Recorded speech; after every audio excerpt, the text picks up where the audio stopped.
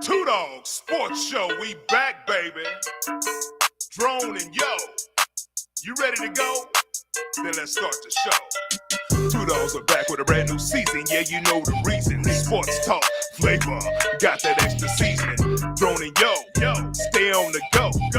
Looking for scores and stats, then this your show. Two Dawgs, they got the breakdown. Yeah, we throw down in T-Town. Look no further, you have just found the #1 sports talk show. Savage picks from Yo, big dog picks from Drone. Wanna welcome y'all back home. Can't forget the latest news. Yeah, them dudes. Let's be them boys. Please say the noise. Free giveaways. Highlights for the game today. Let's start the show. Come on, I lead the way.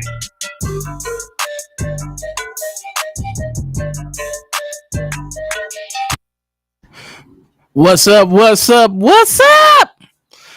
Yo. It's this is Two Dawg. Drone is dealing with some family matters, so he will not be here today. I'm supposed to have a special guest, but until then, you got the Savage. So we're gonna talk about weather. We usually cover weather. It's supposed to be hot. HOT. With another chance of rain. They said about this is one of the wettest Junes in history. It keeps raining and it keeps raining.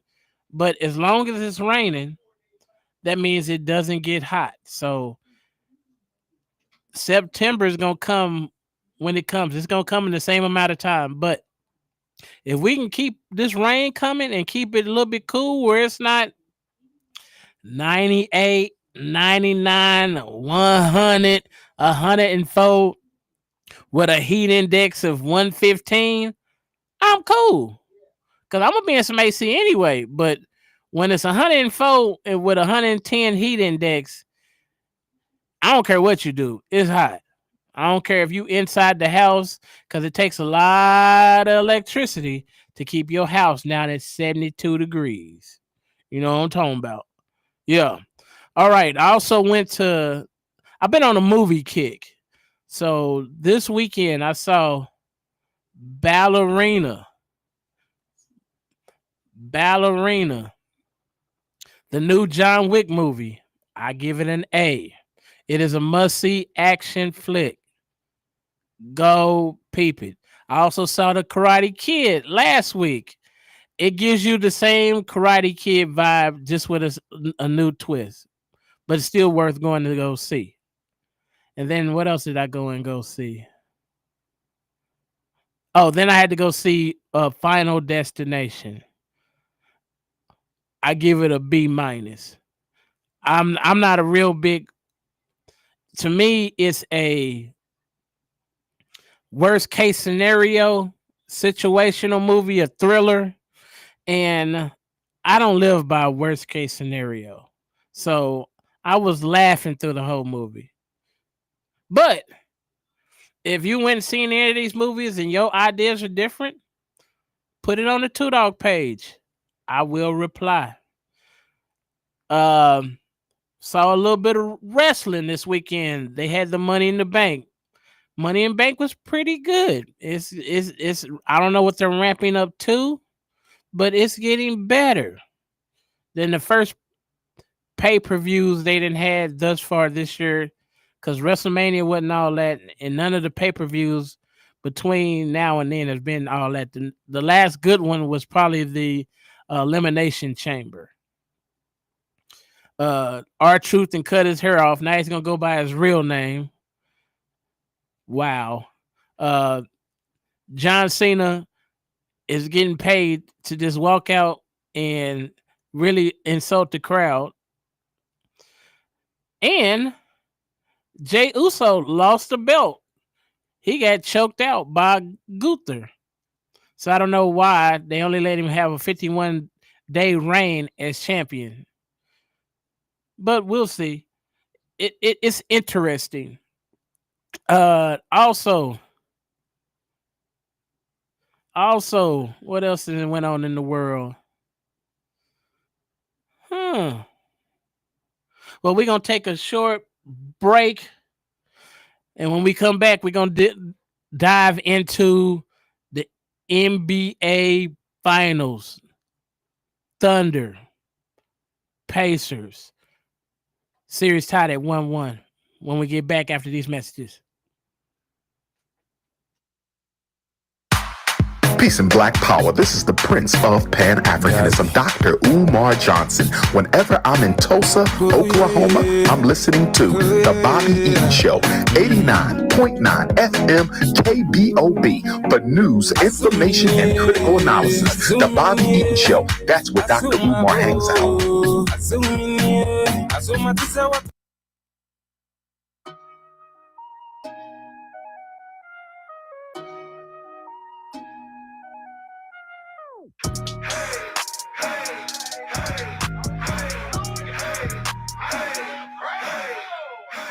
I'm out of my element. Ain't talking the gospel, you're talking irrelevant. Addressing the elephant in the room, and our Savior's knocking, just let him in. And I never met a sin that he can't deliver. You say he's the medicine. Dr. Abba, your honor, your judgment is righteous, and Christ is my lawyer. I'm innocent. Hard heart, made me hard headed. There's some things that I regretted. God talking, but I wouldn't get it. People talking like I know where he's headed. Death had me, but you wouldn't let it. Jeremiah 29:11 said it. That is fire in my bones, check microphones, rent and paid, no longer indebted. Elohim Adonai, Elion. El Shaddai, prison till I'm gone. Godly sorrow, repentance, salvation. Hey, rights my wrongs. Songs of praise like David. Bannery victory, wave it. Y'all's headed to hell in a handbasket. My life, Jesus saved it. Hey, I've been walking through the desert, need a break. Life is hard and I got so much on my plate. Hey. So when I wake up, this is how I start my day. See the grace of Yahweh. See the grace of Yahweh. Hey, give me strength, don't know how much more I could take. Trials and tribulations, yeah, I can relate. I counted joy cause I know that's gonna build my faith. See the grace of Yahweh. See the grace of Yahweh. I look at sin and it's sickening. I sin again and I'm sick of it. Put up a fight, I ain't giving in. Temptation is everywhere, isn't it? It is. Carnal desires seem innocent. Spiritual warfare is imminent. The line that is drawn is not intricate. You cannot play both sides, pick one and stick with it. Right. Say the word is irrelevant. I say the scriptures is prevalent. I say creation is evidence, so there will be no excuse for your negligence. Thank you, God, for your omnipotence. Your grace and mercy is limitless. You sent your son just to die for the guilty. I cry when I think of your innocence. Look at us wicked and wretched, treating this life like a party. We worry about sparklers on bottles and sections. Focus on dollars, you gotta discern the deception. And for your protection, right now I pray for direction. When you come to your intersection, just stay on your path. Do not turn back. The road that helps paved with the best of intentions with no intermission. Hey, I've been walking through the desert, need a break. Life is hard and I got so much on my plate. Hey. So when I wake up, this is how I start my day. See the grace of Yahweh. See the grace of Yahweh. Hey, give me strength, don't know how much more I could take. Trials and tribulations, yeah, I can relate. I counted joy cause I know that's gonna build my faith. See the grace of Yahweh. See the grace of Yahweh. Bet. Welcome back. I have our special two-dog guest, Mr. Byron Perry. He's back in the house. He wants to bless us with his presence once again so we get his outstanding information. I'm glad he's here with me. He's very knowledgeable about the sports. And one question, Byron, how did the golf tournament and all the golf events go for the Black Wall Street before we get started? Well, I appreciate you asking for that, man. I appreciate y'all having me back. The golf tournament was huge. It was a big success. We're already planning for year 3, but we were totally full. We had 18 teams participating. This being our second year, being something brand new, it's always difficult to get golfers to come out. But once again, the Black Wall Street Rally itself is growing. Yes. We had golfers that were from Denver, Colorado, Phoenix, Arizona, Kansas City, Missouri, Dallas, Texas, Houston, Texas. I think we had some individuals that were from Alabama. We also had a women's team from Dallas, Texas that won. So we're growing the women's side of it, man. And, it's looking to grow even more next year. I'm getting feedback. The golf event might end up being a 2-day event next year. So the Black Wall Street Rally is growing. Had over 3,000 people registered that were here for the rally. I think it was several thousand more that came for the event. I didn't actually go, but I was on the highway eastbound, Yeah. I was going eastbound on 244, and so you can see it, the crowd from the highway. It just looked like a sea of people at the Black Wall Street biker event. I mean, it was jam packed, and then my wife was like, "It's a little bit too hot." So, but my heart was down there with y'all. And then from the footage I saw I had a lot of friends on Facebook that was doing live down there, and it looked like it was the place to be. And it's a good thing for Tulsa. It's definitely a good thing for the Greenwood district and all of the down. I think my wife works downtown. Okay. So the Howard Johnson is right across the street from her office. Yep. All it was bikes lined up on the street. It was bikes all in their parking lot. It was bikes down at every hotel I saw in the downtown area. It was bikes. We had 3 hotels this year, man, when when the registration opened for the hotels. Yeah. Because we have several hotels downtown that have a block of rooms for the rally, right? Okay. We had 3 hotels this year that when the registration opened, we shoot it out on our website and different social media postings and things of that nature. Yeah. And 3 hotels sold out within 48 hours. In 2 days. In the block of rooms. The block of rooms was gone in 48 hours. 3 downtown hotels. And in each one of those, I think each block was 60 rooms apiece. So, and the feedback we get, we're going through the data right now. Yeah. Going through the feedback that we're getting from people. And a lot of the bikers are saying, hey, we love being downtown. We love to be able to stay downtown. Yeah. We love coming and experiencing Greenwood. Each year we're learning more and more about Greenwood. And it's still a shock to me how many people don't know Yeah. or their knowledge is limited. Yes. Because now we're running into people, man, to be honest with you, that have heard of Black Wall Street and heard of the Greenwood district, but that's as far as their knowledge goes. They don't know about the Dreamland Theater. They don't know that O.W. Gurley purchased the original parcel of land with the intent to sell to blacks, to have their own, to have a community for people to have a place to live and to work, that were coming to Tulsa because, the oil boom was beginning to start. You know what I'm saying? And so it's so interesting to me now. We still have some folks that's like, man, I never heard of this. I mean, I had a partner of mine come from Charlotte, North Carolina. And he was like, and they have a Black Wall Street in Charlotte, North Carolina, that is a spinoff of what is here. But he had never heard of what this is. You see what I'm saying? Yes. He never had the 2 and 2 put together until he got here and saw it and was like, this is eye-opening. I had no clue that something like this existed. And we're not even talking about 1921. We're talking about everything before that. Yes. And so it's why people choose to come. It's why people want to be a part of it. It's why I think the event is growing. The comedy show we had, man, Thursday night was sold out, standing room only. It's wild. It's wild. And look, it's looking to be bigger. We need the 2 Dawgs next year to be live on site is what we need for y'all to do. Oh, well, we can work on that. We need y'all to bark it up on site. Well, my grandparents are originally from Okmulgee. Okay. They moved to Tulsa. And they moved to what's the street? It's where the Y is at. Okay, that's Elgin or Denver somewhere on the the Y. The Y. Oh, okay. Not Lansing, but over to the east. Okay. Yeah. All right. They stayed on that corner right there where the highway is at. Okay. The inn house on the corner is where my grandparents moved from Okmulgee. Okay. And moved to Tulsa. Okay. And they moved to Tulsa to be close to Black Wall Street. Wow.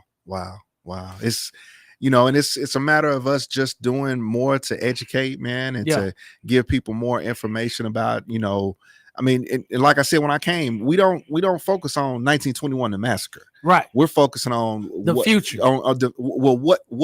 What built what was, and how do we replicate that for the future? How do we have because the sense of community is there. Yes. People are coming because it is a great communal event to come and have a great time. You know what I'm saying? But people are legitimately taking from it the history. you know, what it was all about, you know, and saying, I mean, wow, I was walking up and down that street, you know, that 100 and some years ago was, you know, the pride of Black America. Yes, but I'm a little bit older. I remember when Tees used to be at Latimer on the strip mall. I remember just a lot of stuff before they transitioned everything down on Archer and Greenwood. So, you know, I came, you know, I was born in the 70s, but like my parents and my aunts and uncles, you know, they were here when you can only go to Booker T. Yep. My mom taught at Booker T. Yeah. So my dad won the first state championship in 68. My mom graduated in 69. They won the state championship that year. So, and my aunt graduated in 66. She was actually an ICAT. But she went. All right. I know the class of 66. I have friends whose moms in the class of 66. Yeah. It's like my second mom. You know what I'm saying? So I know your moms, right? Because I know that class. So that's my auntie Paulette Parker. Was an ICAT. She went to Booker T and graduated in 66. All right. So, my knowledge of Greenwood is vast. Just from my past, and then listening to, the reason my grandparents came to Tulsa. The sense of community. They was able to move around and function because everything they needed was on Greenwood. Was there. It was a Black doctor's office. It was a dentist's office. It said it was a couple of barbershops. There was a laundromat, pharmacy, nightclubs, stores, restaurants, everything. Grocery store. Everything was on Greenwood.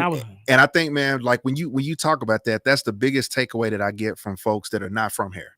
Like I said, I had a partner that came from Charlotte, North Carolina. He was just like, I hear what you're saying, but until you like walk down the street and you walk by those plaques that's on the sidewalk, and then we're having a conversation because like you, my godfather was, I think he was 5 years old when the massacre occurred. So he relayed the story to myself and my cousin, from him being a child when the massacre occurred. You see what I'm saying? So I remember the stories like with my parents, going down to the Big T ballroom and all those kind of places. And when they actually like went on Greenwood and did stuff, my grandparents talking about, going to Vernon back in the 30s and 40s, so, and it's one of those things that, for us, like for all of the crew that put the rally together, we've all heard those stories, the same stories that you heard, you know what I'm saying? But when you talk to somebody that's not from here, it is hard for them to understand. I mean, you can go to any city in the nation, right? And go to the Black part of town, and you're gonna catch a barbershop, you might catch a beauty shop, you might catch, a soul food restaurant or something of that nature. But then to say that everything about your life was in so many whatever blocks, 40 blocks or whatever, that there's no frame of reference to that. You see what I'm saying? You cannot envision that anywhere. No. But here you can walk the sidewalks and just stop and look at those monuments and say, this was there, and this was there, and this was there. Okay, now we've come past 8 of those, and let's go back. What were those businesses? A lawyer, a doctor, a dentist office, a pharmacy, whatever it was, a seamstress shop. These people sold hair products, whatever it was. But then you actually are saying to yourself, wow, like I can't believe that like this much stuff was right. And and what's left right now is just a small portion of what was the district. You know what I'm saying? So it takes, like, for me, it takes like walking people around the district, what's there. And even you can go out and you can go to Isla's Cafe and there's still placards on the ground. You know what I'm saying? And start talking about that stuff. And then people that aren't from here are like, this was different. This was not what I thought. You know what I'm saying? It was like, wow, that's crazy. Like the lady on Brady. My mom said they remember when James Brown used to come every year. Yep. And tear down Yep. Lady on Brady. And well, I remember my mom and dad talking about James Brown not coming and doing the old lady on Brady, but the Big T ballroom, the original Big T ballroom. Okay. They talked about the floating stage where the stage would rise from up underneath, you know. And so when the show started, the band came up and then the artist walked out. You see what I'm saying? Yeah. And I'm like, was that a big deal? But I mean, we're talking about in the 40s and the 50s, you know, stuff like that. I mean, yeah, you know, I mean, it's yeah. I mean, my mom, before she passed, my mom went to school at Tennessee State, and one of her good friends that she was in school with ended up marrying Jim Brown, the football player. Okay. She was Jim Brown's first wife, right? Okay. And she told me the story before she passed about how, like, during, you know, Jim Brown, the activism days in the 60s, Jim Brown, Muhammad Ali, Bill Russell, you know, that picture. She told me the story about, because they were dating or married at the time, and she was saying how when they went around the country, it was, you went to one spot and it was either a luncheonette where you had something to eat, and the hotel where you laid your head, and that was it. But those guys knew of Tulsa as a place where people talked to them about, it wasn't just that, it was blocks and blocks and blocks of stuff, you know, of places to go. And she was like, I remember her telling me this story, then she was like, y'all don't know how different that was. You know what I'm saying? Yeah. But you know, now we have to do a good job about passing this along to the next generation and getting them to understand, like, the jewel of what's special in this dirt here, you know, because you can't get that anywhere else. No. You know what I'm saying? I mean, you can't. And that's what we're trying to do with the rally, really and truly. We're like I said, we're already working on year 5 for the rally, year 3 with the golf classic. I'm trying to make the golf event a nationwide event, just like motorcyclists are coming to town. Yeah. I want folks that love the game of golf to come to Tulsa and be able to experience the community and the culture and enrich themselves and teach more about what's going on with Greenwood. And that's what we're gonna do, man. That's what we're gonna do. We're gonna make it happen. Okay. So now we're gonna switch subjects. Now we're gonna talk about these NBA finals. So I want to hear your perception of what the 2 games we saw. Well, I mean, when I hit Watts, you know, I hit him after game 1 when the Thunder lost game 1, and I'm not gonna sit here and say that I was like surprised that Indiana came back, or I was shocked that Indiana won. What surprised me more than anything was that the Thunder really got away from the team aspect of basketball in that fourth quarter to allow that lead to dwindle. That was the thing that got me the most, because as somebody that has watched them from afar all season, the biggest thing that when I talk about the Thunder, I say, you know, really and truly, that's probably the best exhibition of team basketball that I've seen from a professional side in a long, long time. Yes. And they got away from that. I mean, I remember when we were here the last time, y'all were talking about, I can't remember. I think that was the Minnesota series that they were playing. Yes. And I think it was you that was saying, you know, I think they had lost to Minnesota. And you was like, you know, I don't know what the deal is. You know, SGA should get the ball every trip. Jay Will shouldn't be trying to touch it. Don't pass it to him. Don't give it to him. Get out the way. Get out the way. And I think what hit me the most about that game 1, was they got away from the team aspect of basketball. What got me the most about game 2 was the fact that I really don't. I mean, in my honest opinion, I really think that it got to a point in the second quarter where Indiana was like, we came here and we got to split. And I think they was done. I mean, I think if you would have asked them, are you finished? Are you done? There's like, we both. We out. We out. Because I didn't see much from Indianapolis even starting the third quarter to give even the thought of any type of fight. I think they really I think their mind was set on, let's get a split and let's see what can happen. Okay. Now does that make game 3 pivotal? Well, if their mindset was that means they got to go and win game 3 and game 4. Right. If their mindset was to get a split, that means they got to go home and win these 2. And everybody says, well, the Thunder hasn't lost 2 back-to-back all season long. You know what I'm saying? So Is the series over at game 3? I think in a lot of ways it is, to be perfectly honest with you.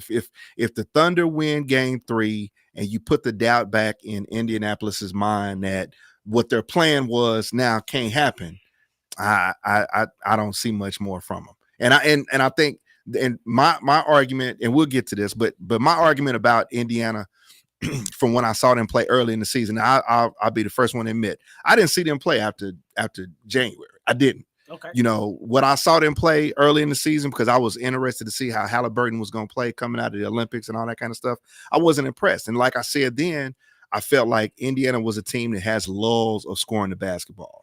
And now that's gotten more refined to Halliburton has lulls of scoring the basketball. If he's not scoring the ball, it's going to be difficult for the rest of the squad to do anything, because Siakam is not carrying his load at all, man. He's not carrying his load. But I heard an interesting stat, and we can talk. We can chop it up. I don't want to monopolize the time, but I heard an interesting stat. Halliburton hadn't shot a free throw in the series.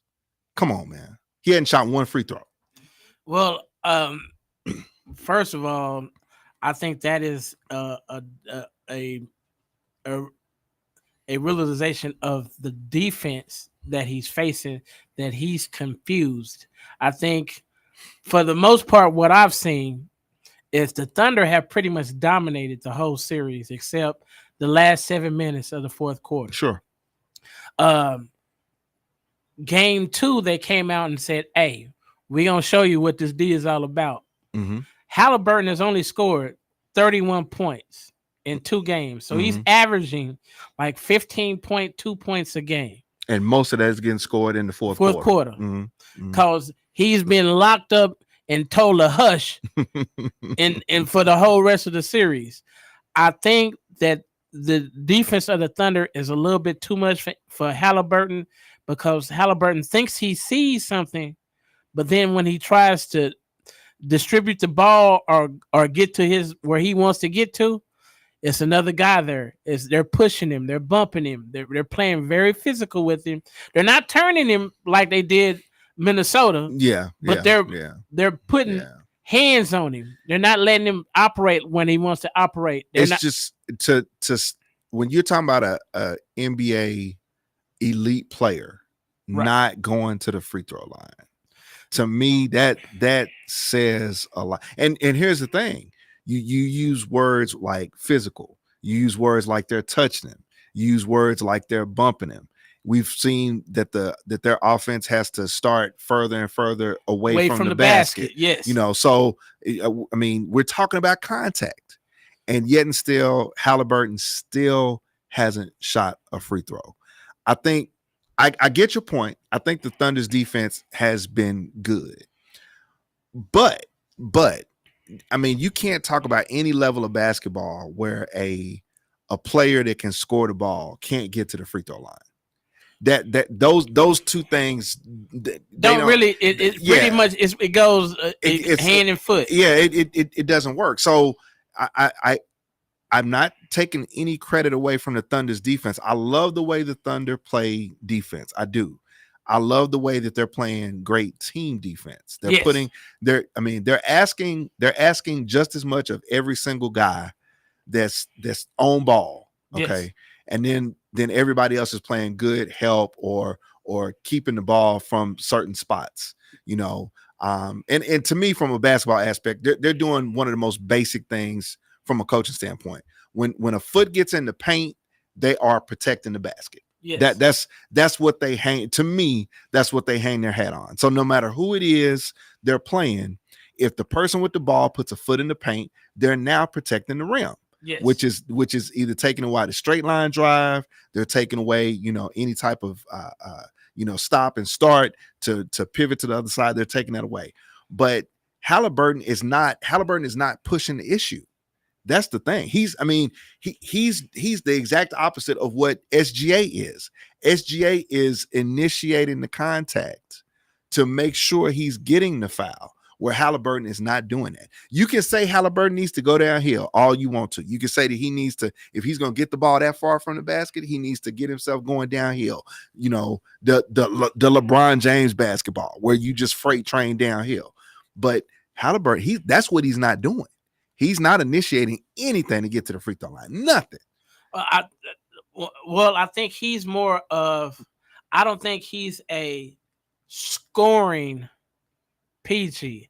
I think his first thought, because he grew up in the AAU ball, his first thought as PG is to get everybody else involved. See, I mean, you know, when you bring up AAU ball, it's more self-centered. You know what I'm saying? I mean, if you go to an AAU event, you seeing 5 guys that believe they can put the ball in the hole every trip. Yes. You know what I'm saying? And as much as Halliburton is skilled and talented, I mean, I guess the flaw that I'm seeing in his game is that he's not thinking to himself. I remember Michael Jordan one time told a story of how to average 40 a game. You know, that's 10 points every quarter. Yeah. How am I going to score 10 points every quarter? And I want to score at least 4 points every quarter from the free throw line. You know, free throws, mid-range, layup, get a steal, something of that nature. Yes. And the gravy was hitting the 3. You know what I'm saying? Yes. It's like I'm watching Halliburton, and it's like he's not calculating any of that. His whole output is precipitated on not getting to the free throw line, and that's crazy. I'm trying to figure out what it is, but I think that's what's going to be the Achilles to this team. And to me, that was always my biggest thing about them, because I was like, man, they had these laws. It seemed like they go 8 minutes and don't score a basket. I'm like, what are y'all doing? But I can say this for them being in the Eastern Conference, they are. I know where you're going now. They're better prepared to play Eastern Conference teams, because I don't know of any other team in the East that don't have more than 2 guys that's gonna score. That's gonna regularly put the ball in the basket. So they have enough people to defend that. Okay. The Thunder on a good night will have 5 to 6 people in double figures. Yeah. And that's so different. That's different. That's a whole different animal to try to swallow and think about, because so you can't just say we're gonna let SGA get his and then we're gonna stop everybody else, because it seems like if you do that SGA becomes a facilitator. He's gonna get to his spots, and then he's gonna either pass or he's gonna make it to the free throw line. But see, he's getting his 30. I don't know. I didn't look. I meant to look up and see how many free throws he's shooting a game, but he's shooting a good. I would say he's shooting eight free throws a game. Yes, you know, easily. I mean, he's averaging what, 36 or so. 30 was it 33 or 36? Well, he shot 38 first game, 34. So somewhere around 36, and we can almost say he's getting 8 of that at the free throw line. Yes. So now he's scoring 20, 26, 28 points, from the floor. And, he added the 3-point shot more this year. So maybe he's shooting, maybe he's making 2 to 3 threes a game, roughly. So that's 9 points. I mean, 17 of it is coming from the 3-point line and free throws. That's a stat line for just about anybody. And the other half is coming from, the mid-range stuff that he does. But he shoots 50%. From the mid-range. So and so, like, we sit up here, we just parse together how SGA is scoring and getting his numbers. Yes. But when you flip it over to Halliburton, he's a total opposite. It's either a drive or a 3. And the 3, the consistent 3 has to be where he's catching it, where he gave it up and he got it back. Right. But the Thunder usually do not allow Indiana to get in the paint and then kick it back out. They deny that. They said they give up the most threes from the corner. Well, it seems like Indiana made an effort to do that game 1. Game 2, it seemed like it didn't work as well. They used the bigs because they had the bigs. Yeah. They had the bigs reaching out to the corner shots. So it nullified that, and it seems like since they don't run a play for Siakam, Siakam is all off of just instinct.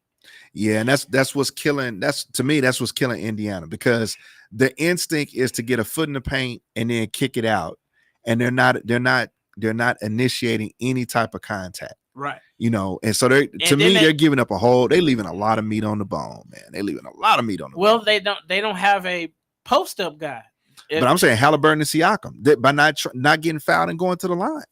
Well, but they don't run a play for Siakam. Like the only time I saw Siakam really operate was game 1, but they was trying to put the new guy on him that they had just started for that series. But now they're putting who are they putting on him? They're putting Lou Dirk on him, and then they bringing in Caruso. Caruso's getting some, and Wiggins has got some. Yeah, Wiggins has got some, and even Isaiah Joe. Joe is guard. I mean, that's the crazy thing, because you're talking about in Caruso and Joe, you're talking about guys that's giving up 3-4 inches, easily. which once again tells me that Indiana is not trying to initiate the contact. They're giving up size. Okay, they're going against smaller guys and still letting smaller guys defend them. Well, they're not even trying to get a foul.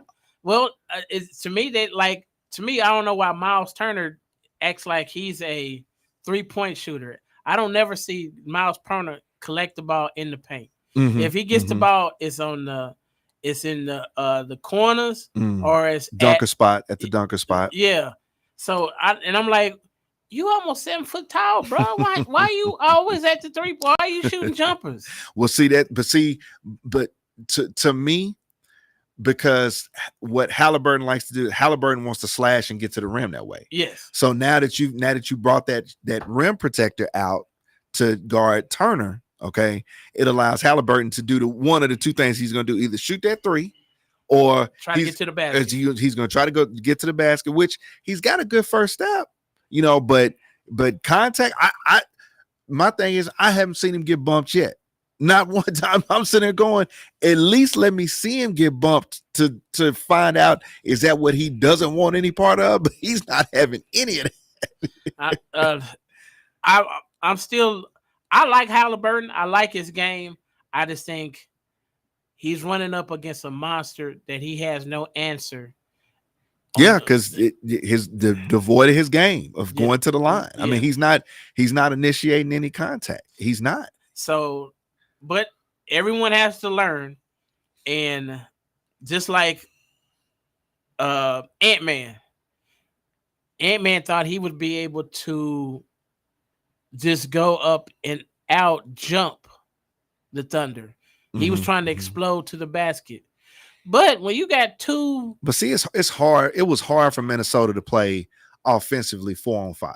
Yes, because you got Gobert, and Gobert is no threat. Yeah. I mean, you can run pick and roll with Gobert, but if the defense pushes you out, Gobert he's a non-factor. Right. So you don't really have to play him. Yeah, I mean, outside the paint. Because he's not going to shoot a jumper. He's not going to shoot a jumper, and his role is not.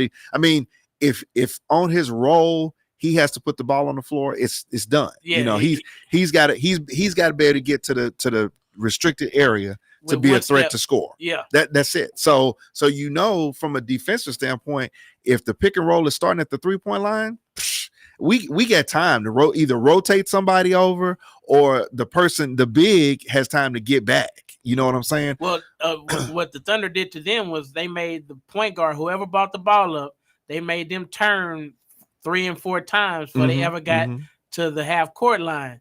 So then they were having to start their offense late, and away from a basket. And you playing with 4. Yes.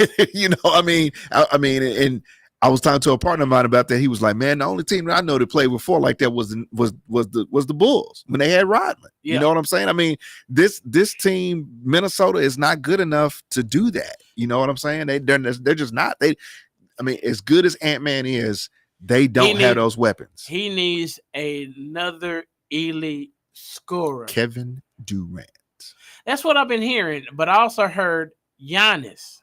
But I don't know if Giannis's game is going to translate. He's going to have to go to a team that has a point guard. Giannis does? Yeah. He's going to have to go to a team with a point guard, because as you see, what he wants to do is he wants to get ahead of steam and get to the basket. Yeah, the unrefinement of his game nullifies the beauty of his game, Yes. in my opinion. The stuff that he can't do, it muddies the waters for the stuff he can do. Yes. You know what I mean? He's going to always be criticized because he can't shoot. You know what I'm saying? Because he's not going to take enough jumpers. But to me, if he really wanted to work on his craft, I don't know why he hasn't tried to make that a on the off season to work on that, where he has a consistent jumper, where he can able to get to the rack when he wants to.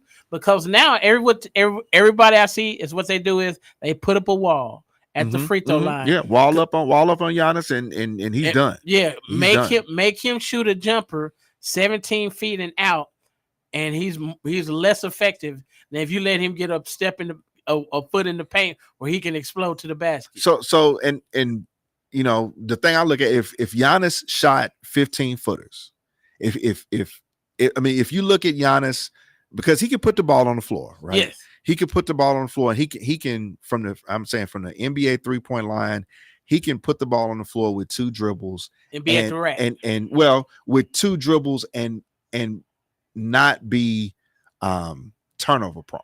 Is what I'm saying, right? Yeah. So Giannis from the 3-point line, 2 dribbles, making a move, pulling up, shooting a jumper.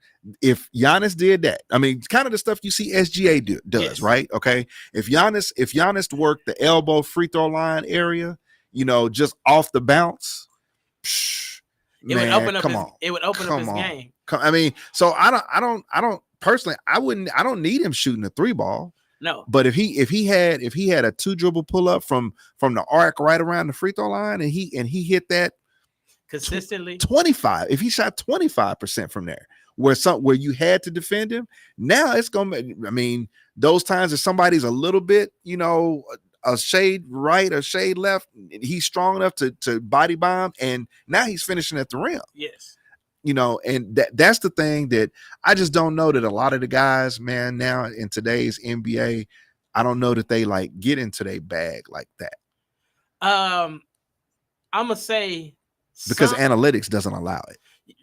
Analytics doesn't allow it, and the game is set up where scoring is a precedent. Mm-hmm, so defense is like frowned upon. But I watched a lot of podcasts.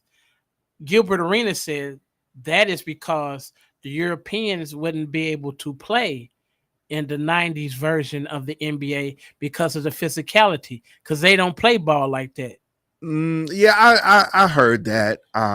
You gotta look at who the messenger is too. Yeah, but I've heard that from. Yeah, I mean, but like, you know, we were talking about Giannis. You know, Giannis recognized like in the last segment I was talking about Halliburton not going to the free throw line.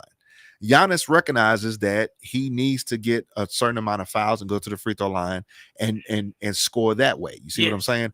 I just think Giannis hasn't put the 2 and 2 together that he can generate the same volume of free throw opportunities by shooting jumpers instead of always trying to, like, you know, power in and attack the rim. You see what I'm saying? Yeah. So I think the analytics tell him the more he attacks the rim, okay, he's, you know, his probability of scoring is probably, you know, he's, you know, per possession is somewhere around 2.2 points with if he gets fouled and shoots a free throw and gets an and one. Yes. To where it could go even higher if he was shooting jumpers and getting fouled. You see what I'm saying? Because a lot of those times on those jumpers, he's going to get fouled and get and ones probably even more than the ones he's trying to get at the rack, because he's going to get bumped. He's going to get the continuation. Yeah. And he's missing out on the continuation.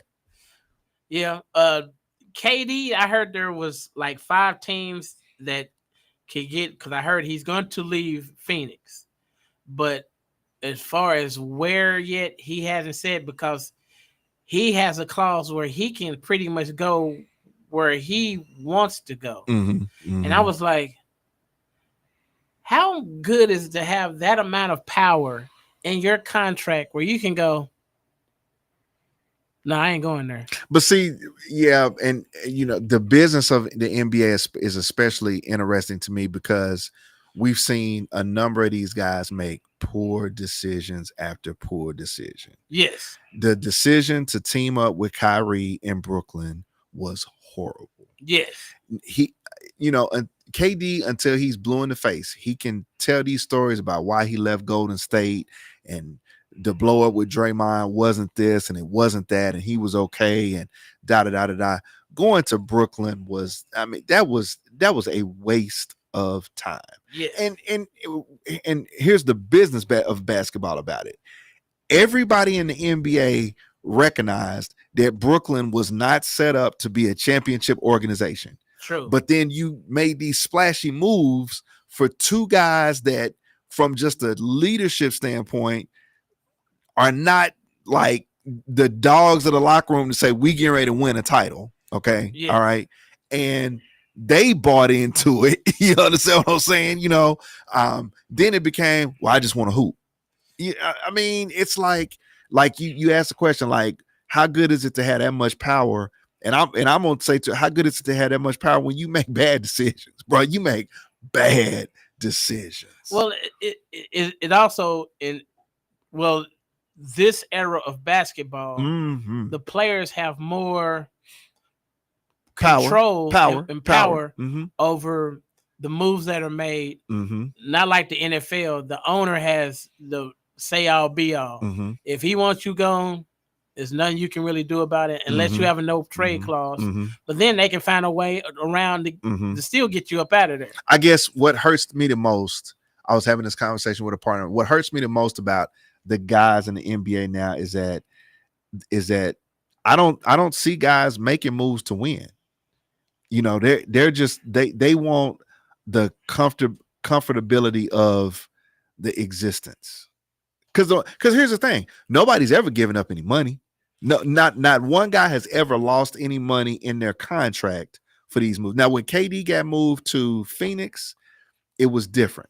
Okay, and the way that move was precipitated, he wasn't able to get the max and all that kind of stuff. You see what I'm saying? But at this point, he's a vested guy that's still going to get marquee money. You understand what I'm saying? Yes. But it's like it's kind of disheartening that some of your best players like make moves and it's not about winning anymore. It's not at all. I mean, no.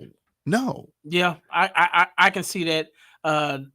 LeBron going to Los Angeles, that was not a move for. That was not about winning titles. That was not about winning titles. That was being able to be in Los Angeles for other stuff. Yes, for other stuff. The bubble the bubble gave the platform for it to happen. Yes. Here I got the question for you.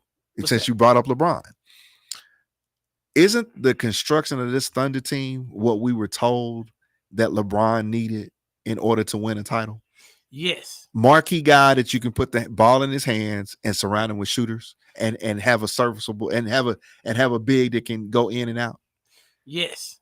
And here you have a team average age of 25? Yes. That has an opportunity to win a title.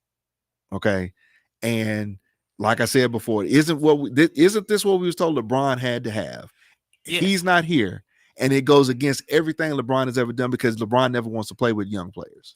No, he wants to play always gets rid of the young guys. Got to go. Yeah, but yet still now you got the blueprint of what he supposedly wanted, and they got the chance. They got 3 games to win the title, and are favored to do so. Yeah. To me, me and Drone argue about this all the time because I make him defend Bron because he's an undercover Bron lover. Even though he says I'm a Michael Jordan fan, all right. Okay, like I said, in the finals, Michael Jordan is a 100%. 6-0. 6-0. Never went to a game 7. Never went to a game 7, and that means something. LeBron has been to the finals 10 times, and he's 4-6. So that makes him 40%. Isn't 40 a failing grade? in every school I went to. Yes. So that is an F. You have a grade F. Even in Sunday school. Yeah. So, and then another thing. LeBron just broke Michael Jordan's record last year for the most 30-point games in a career. Okay. But it took him 7 more years. 7 more years to do it. Yep. Than when MJ did it. Yep. The reason that LeBron is making the amount of money he's making is the blueprint that Mike gave him. Yes. Mm-hmm. But Michael Jordan made it a thing for basketball players to get shoe deals and to get commercials. Michael Jordan was the first to do that. Sure. Well, not the first. I mean, you had players that had shoe deals. What Nike did different was give him a signature. Their thing was to have a signature shoe to sell a line of shoes. Yes. That was different. Whereas the Converses were trying to have a line of shoes that all the signature players wore. Yeah. And he was actually getting a percentage of the sale of the shoes. So LeBron has taken all of these things that Michael Jordan has put in place and capitalized it. It makes him one of the first billionaire athletes still playing. Sure. But like, I think Michael Jordan only made the biggest contract he got. He 40 made million. 40 million his last season. 40 million. Yep. Where LeBron had 2 max contracts. Yeah. What they say? What I heard somebody was telling me that like SGA's next deal, his for the season is going to be like 75 million. You know, so basically, roughly, he's going to make a little bit less than $1 million a game. Yeah. I know we changing people, but but you're gonna have SGA making 70 something million dollars a season, and MJ made 40 million a season. His last season he made 40 million. 40 and that was, I remember that. I remember it was a precedent to that because there were some that at that time there was a discussion about. I don't know if you remember this. Because I don't know your age, but there's a big deal that last season that they're saying, okay, Jordan's making 40 million a season, but should Jordan get a percentage of the gate from every arena that he goes to because he's underpaid? Well, there were still teams that didn't sell out until the Bulls came to town. Yeah, you know, the circus was real. Yeah, because he put butts in seats. Yep. And he never went on no game management, no load management. Nope. Had the love of the game clause that he had in his contract that he could play year round. Yeah. Yep. So, you know, it's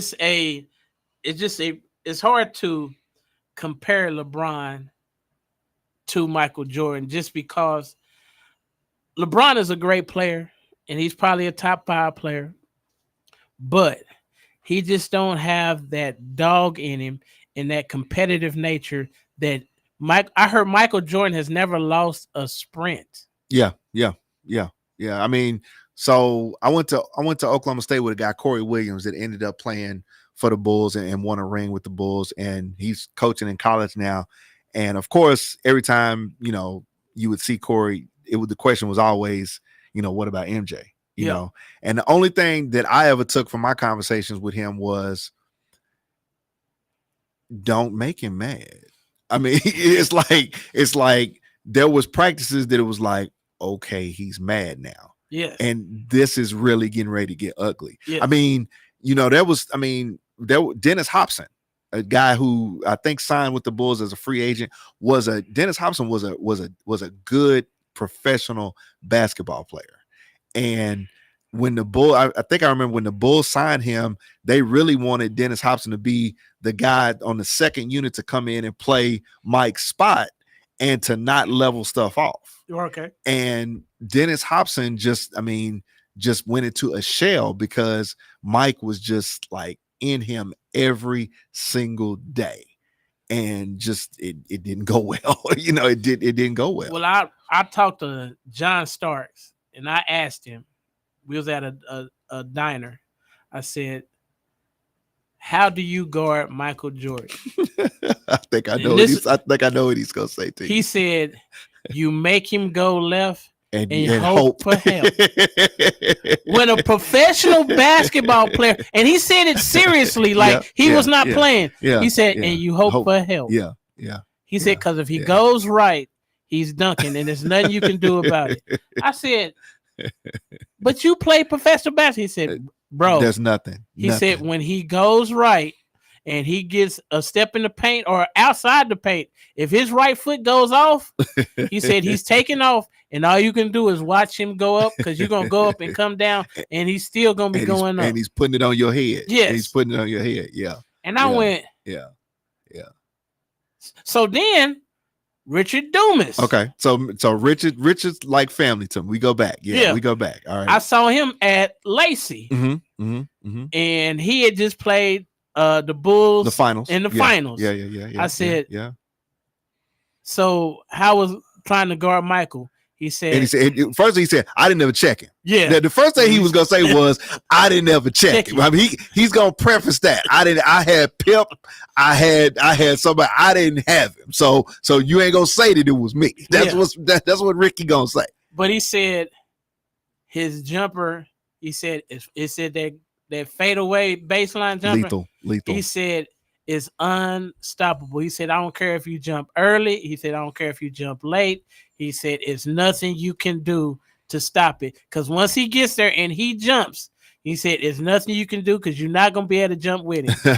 And I guess the best stories was, I had the privilege one time I was playing golf, and I ended up playing with a NBA referee one time, and he was saying how we were just talking about the NBA, and he was working during the 90s. Okay. And he says everybody talks about the times that Larry Bird played a whole game left-handed, or the times that Larry Bird told people what he was gonna do and did it. You see what I'm saying? He said the difference between that and Mike said stuff to people either in the tunnel, coming off the bus, in warm-ups. He said stuff to people before the ball got tipped, like, I'm gonna let so-and-so have 10 tonight, and he gonna get 9 from the free throw line. Like, come on, man. Like, how do you score 1 point? Which make you start thinking, it's like, did he just say what I thought he said? Like, I'm gonna let you have, you a grown man playing in the league, and this man is telling you, I'm gonna let you have 10. Yes. I'm gonna let you have, and then they would be up enough that Mike would be on the bench and be like, "You got 8. You better get it. You got 2 minutes." Yeah. And and literally the other team is hearing that, and they're like, maybe I might want to pass him the ball. You know what I'm saying? And then he got his 10. Take him out, coach. Take him out, coach. I mean, and so the guy was saying that was the difference. I think you hear Stephen A. Smith and people talking about how people feared Mike. Yes. That was the difference. When you was telling folks, man, I met your dad, and I told your dad I was gonna be nice to you tonight. I'm gonna give you 36 instead of 40 because your pops is here. Yeah. Come on, man. But here's the thing: he never played with people on that. No, he did that. Yeah. Byron Scott was on a podcast. Byron was hurt, so he said, yeah. He said, the Anthony Pila game. Yeah. He said, "Oh yeah, 50." He put a 54 on him. I'm like, that's is disrespectful, bro. You a professional basketball player, and somebody tells you, "Oh yeah, 50." 50? And then go out and put 54 on him? Because he said 50. Yeah. But like I said, the crazy thing when you talk to a collective of these folks that was around, you know what I'm saying? Yeah. There was you can't hear those stories and hear something like, well, Jordan said he was gonna put 50 on somebody. He had 20. Yeah, no. That's the killer part about it. You know what I'm saying? That's the part that made me like, from a sports perspective, I love to talk trash, but it's one thing to talk trash and then like never in a career ever not do what you said, Yeah. man, let me tell you something. I play a lot of golf. Yeah. I've seen a lot of cats play golf. Okay.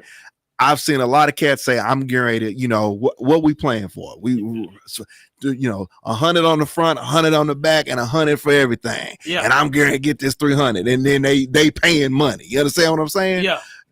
To hear somebody say, this is what I'm going to do to you, and never one time get like in spades, I got caught. You know what I'm saying? Never get caught. Come on, man. That's some next level stuff right there, bro. Yeah, it is. And it's crazy that it's not just one guy saying this. Oh, it's collective. It's everybody in that era has a MJ story where you be like, he did this to everybody. Yeah. It wasn't just one dude. Yeah. KG said that they was you talking about it's when KG was a rookie. Yeah. He said something and J.R. Ryder was like busting him. Man. And he said he had like 4 points. He said at the end of the third, they was up by 20. And he said, young fella, y'all through? Y'all through, young fella? Y'all through? No, that's disrespectful, bro. How you gonna call him out while they on the bench because they didn't get dubbed? And you be like, oh, y'all finished, young fella? I mean, I've heard stories where Mike came to the tip and a guy would have had a big game the night before and said something. And Mike at the tip is like, man, I'm gonna let him have 8 tonight. And so so we talk about the times that Jordan like was scoring. You know what I'm saying? Yeah. But then when Mike was talking about telling people you're gonna get 8 tonight, so now the other team is like, man, he told Sherm that he was gonna let him have 8. Like what we running? We might need to get homeboy off a little bit, and then next thing you know, Mike has gotten in their heads about what they boy go do, and now Mike and Pip is going crazy on people, which makes the 72-10 season like that much wilder. Yes, because of the stuff that they was doing, man, the stuff that they was saying. Yes, en route to winning those games like they did, which made it so much fun. You know what I'm saying? It made it fun. We that's what I miss about the league now, man. I miss that. What I don't like about the league is, we're gonna end it on this point. Everybody is so buddy, friendly. We hang out during the off season, but are they?